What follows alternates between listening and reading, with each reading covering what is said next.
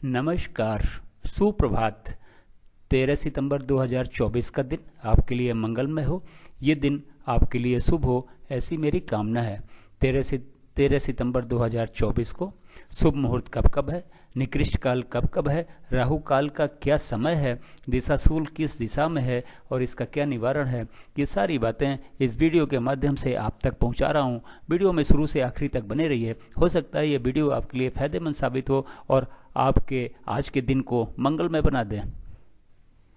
13 सितंबर 2024 को शुक्रवार का दिन है। शुक्रवार के दिन के 24 घंटे का समय के हिसाब से वितरण और विवरण आगे मैं चार्ट में देने जा रहा हूँ। चार्ट को या तो डाउनलोड कर लें या तो नोट कर लें और आज के दिन के सारे नए कार्य यानी सारे शुभ कार्य इसी चार्ट के अनुसार करें और अपने सारे कार्यों को सफल बनावें और अपने दिन को भी सफल बनावें।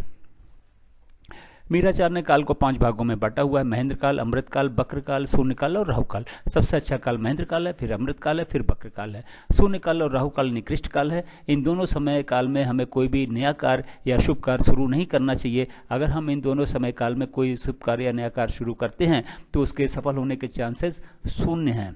दोस्तों, राहु काल आज के दिन 10:30 बजे सुबह से 12 बजे दोपहर तक है।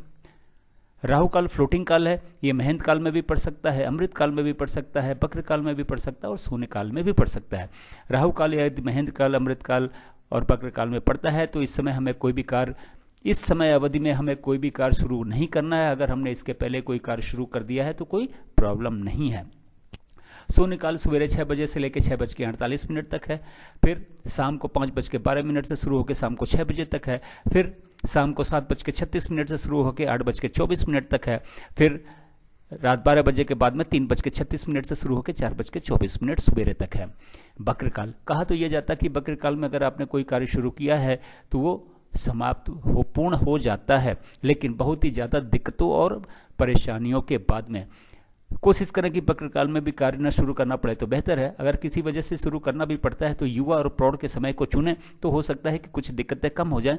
वैसे ये मान के चलें कि बक्र काल नाम से ही लगता है टेढ़ा काल, तो इसका मतलब क्या है कि आपको ढेर सारी परेशानियों का सामना करना पड़ सकता है अगर आपने इस बक्र काल में कार्य को शुरू किया है तो।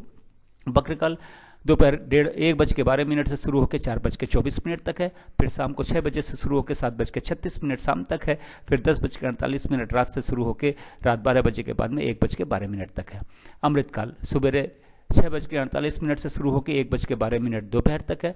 फिर 4:24 शाम से शुरू होकर 5:12 शाम तक है।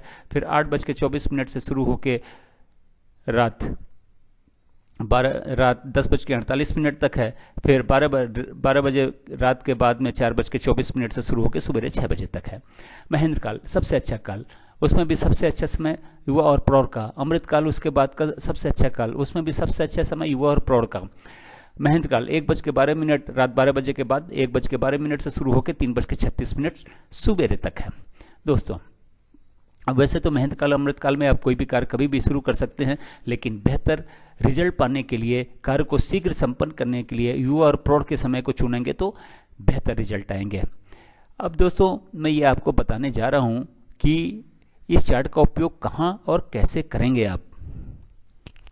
गृह प्रवेश का समय निर्धारित करना हो, मुंडन का मुहूर्त निर्धारित करना हो, कोई नई कथा, नई हवन या नई पूजा आपने रखी है तो उसका मुहूर्त निर्धारित करने के लिए, नामकरण का मुहूर्त निर्धारित करने के लिए, कोई आपने गाड़ी खरीदने जा रहे, कोई नई गाड़ी खरीदने जा रहे हैं या फिर कोई गाड़ी खरीदने जा रहे हैं तो घर से निकलने का मुहूर्त, लड़की देखने जा रहे हैं तो घर से निकलने का मुहूर्त, लड़का देखने जा रहे हैं तो घर से निकलने का मुहूर्त, किसी यात्रा पे जा रहे हैं तो घर से निकलने का मुहूर्त, नई ज़मीन या नई फ्लैट खरीदने जा रहे हैं तो घर से निकलने का समय, किसी से मिलने जा रहे हैं तो घर से निकलने का समय, स्कूल में एडमिशन दिलाने जा रहे हैं तो घर से निकलने का समय, इंटरव्यू के लिए जा रहे हैं, एग्जाम देने जा रहे हैं तो घर से निकलने का समय, बिजनेस मीटिंग या नेगोशिएशन में जा रहे हैं तो घर से या फिर ऑफिस से निकलने का समय। दोस्तों, इस चार्ट का उपयोग और भी R&D करके आप कर सकते हैं। जैसे आपने कोई व्रत रखा तो उस भगवान की पूजा का मुहूर्त, व्रत खोलने का मुहूर्त, फिर शेयर मार्केट में शेयर खरीदते हैं और बेचते हैं तो शेयर खरीदने या बेचने का मुहूर्त।